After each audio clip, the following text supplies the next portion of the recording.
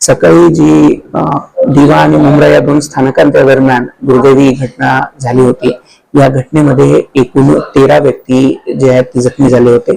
यापैकी 4 व्यक्तींच्या मृत होण्याची जी माहिती आहे ती समोर आलेली आहे.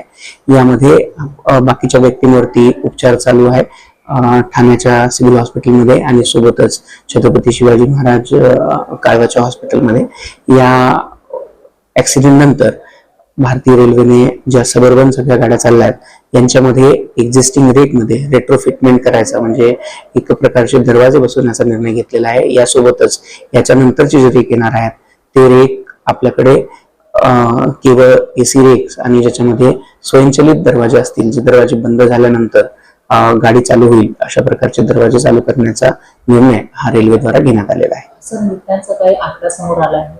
मी जसं आपल्याला सांगितलं आतापर्यंत 4 व्यक्तींच्या मृत होण्याची जी माहिती आहे ती आपल्यापर्यंत पोहोचलेली आहे. त्यामध्ये एक GRPचा जवान देखील आहे.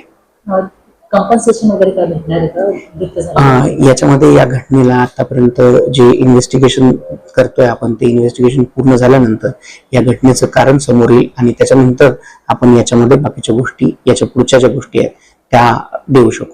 सर, जे लांब प्रवासी असतात जसं कर्जत असेल, अंबरनाथ, बदलापूर, त्याला गर्दी खूप असते, तर रेल्वेकडून काही नवीन लोकल्स येणार आहेत का?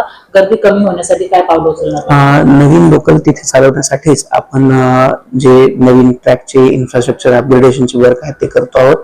कल्याण कसारा, कल्याण कर्जत या ह्याच्यामध्ये आपण नवीन ट्रॅक वाढवतो आहोत. याच सोबत आपण कल्याणपासून ठाण्यापासून छत्रपती शिवाजी महाराज टर्मिनस पर्यंत देखील ऍडिशनल ट्रॅक टाकण्याचा जो प्लॅन आहे तो आपण करतो आहोत.